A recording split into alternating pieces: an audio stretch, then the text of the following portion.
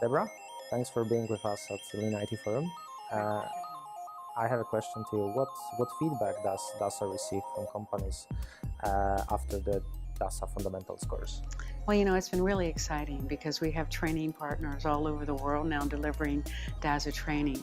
And the feedback that we get are people are really enjoying the fundamentals course.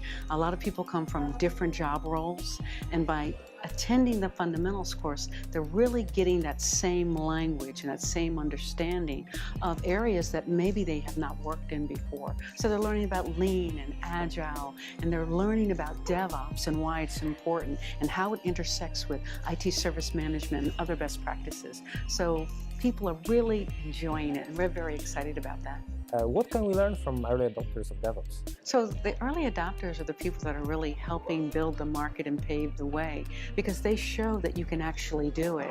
And they're out there and they're building their teams in the new IT way of working, that are building these digital business models that are bringing value to their clients and delighting them in the way that they're doing it.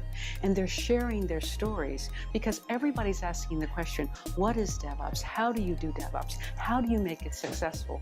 And the work that the early adopters are doing and the fact that they're willing to share their stories is helping it grow as a community and as a global movement. What would you recommend a company willing to start their DevOps journey?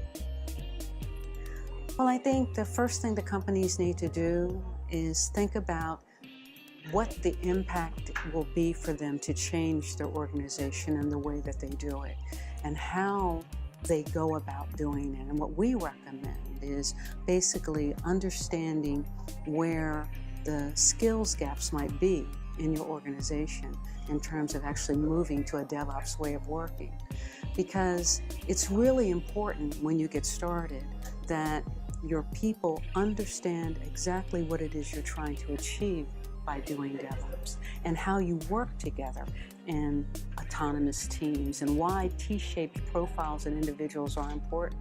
And that's why we built our competence model, to kind of identify those skills gaps. And we built a maturity model for organizations to see where their people are on that spectrum and get them ready to do DevOps. Because there's this misconception out there: if you grab a programmer, you grab a tester, you grab an ops person, you put them together and you say, go do DevOps. But that's not the case.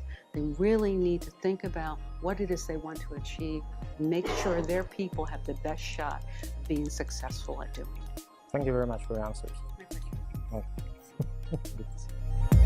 Oh.